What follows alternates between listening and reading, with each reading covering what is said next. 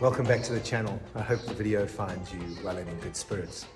Now, in my last video, I shared with you a powerful two-step pre-workout activation and warm-up circuit that you could utilize to better integrate and activate your glute complex during your lower body workouts. But in today's video, I'm going to show you how to train like a pro. I'm going to show you how to train smart, optimize your precious time you have in the gym. And we're going to do that by sharing a kick-ass dedicated glute workout circuit that is going to jumpstart your booty workouts to the next level. But let me just clear something up. I'm not the guy that's going to tell you these are the only exercises you're ever going to need to get your glutes all kind of fired up.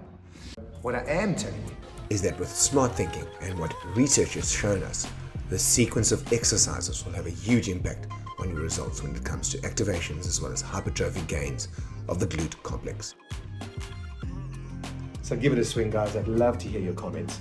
And as always, if you are enjoying the video, like, subscribe, and hit the notifications bell for future content. We always appreciate. With that, it's time to get to the business end of this video. So buckle up, it's going to be a hell of a ride. Now, before we get to the task at hand, which is targeting those glutes, remember, our sedentary lifestyle often leaves our hip flexors in a shortened position. When we release our hip flexors, it helps our glutes move better and with more freedom. And in general, releasing our hip flexors improves range of motion, especially through hip extension. Now, foam rolling the hip flexors enhances flexibility, blood flow, and aids in connective tissue release, and prevents overstretching by relaxing tight muscles and breaking up adhesions and knots. Now, the technique I favor during my foam rolling sessions is simply roll, find a trigger and hold for release, shearing by the addition of movement, and of course mashing for cross fiber mobilization and release. And be sure to wear your big girl panties, because it's going to hurt like a mother trucker, but trust Uncle Phil, it's well worth the effort.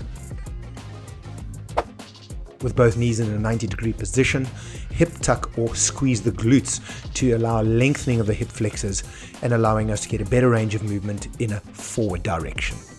This combination can greatly enhance the effectiveness of your releasing routine and help promote better overall mobility. Now, our next step involves activating your glutes and is crucial as it enhances stability, promotes proper alignment, and maximizes your power output, ultimately reducing the risk of injury and optimizing overall muscle engagement. Now, with that in mind, the addition of resisted abduction with the help of a band placed above the knee to the exercise increases the glute max and medius's recruitment and decreases the recruitment of overactive muscles that usually like to take over. And this means we have better motor connection with those muscles that matter the most. Ensure your feet are parallel. Your feet, knees and hips are in alignment while maintaining a neutral spine and the ball is centered between the shoulder blades. Squeeze the glutes and thrust the hips straight up towards the ceiling. Squeeze the glutes at the top end of the movement. And our first circuit, first exercise, dynamic kettlebell swing. Now, the dynamic nature of the kettlebell swing serves as a great warm-up and is an excellent exercise for pre-activating the posterior chain, especially those glutes. Stand with your feet shoulder width apart and toes slightly pointed out. Begin by hinging at your hips, pushing them back while keeping your back neutral throughout the movement pattern. Explosively extend your hips, driving them forward with the power coming from your glutes, not your arms.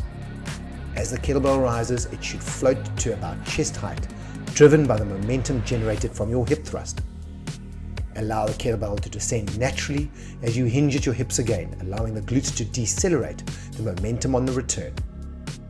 Next up, stiff-legged deadlift with cables. Now, performing the exercise with cables provides benefits such as constant and controlled resistance throughout the exercise. This means that your muscles are constantly working against resistance, leading to an increased time under tension, and we all know that's where the money's at. But while also reducing stress on the spine, improving stability, and allowing for a broader range of motion, and minimizing the reliance on momentum for a safer and more effective workout. Stand with your feet about hip width apart, toes pointing forward. Keep your back straight, chest up and shoulders back. Engage your core muscles and maintain stability. Begin the movement by pushing your hips back, similar to how we would perform a hip hinge. This action should cause your torso to lower towards the floor while keeping your legs relatively straight. Keep a slight bend in your knees, but avoid locking them. Lower the handle towards the floor in a controlled manner. Lower the handle until you feel a stretch in your glutes. This is your end position. Pause briefly, feel the stretch, engage, and then reverse the movement by squeezing your cheeks and driving your hips forward. Stand up tall. As you return to the starting position, focus on using your buttocks to lift your torso back up. Keep the movement controlled throughout. Keep your head in a neutral position looking forward. Avoid rounding your back and letting your shoulders slump. And of course, maintain a controlled tempo throughout the exercise. Circuit 2, Exercise 1, Barbell Hip Thrusts. Now, barbell hip thrusts offer focused glute targeting, and research has shown that in comparison with other exercises like the squat, hip thrusts have a bigger impact on glute activation. The exercise allows for progressive overload, which enables heavier lifting for muscle growth, reduces lower back stress, and caters to all fitness levels.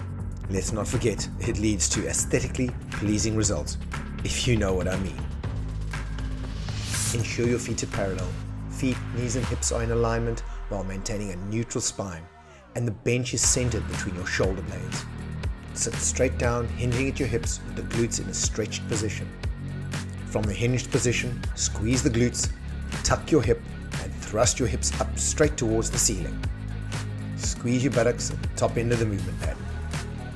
Exercise 2, back lunge off elevated surface.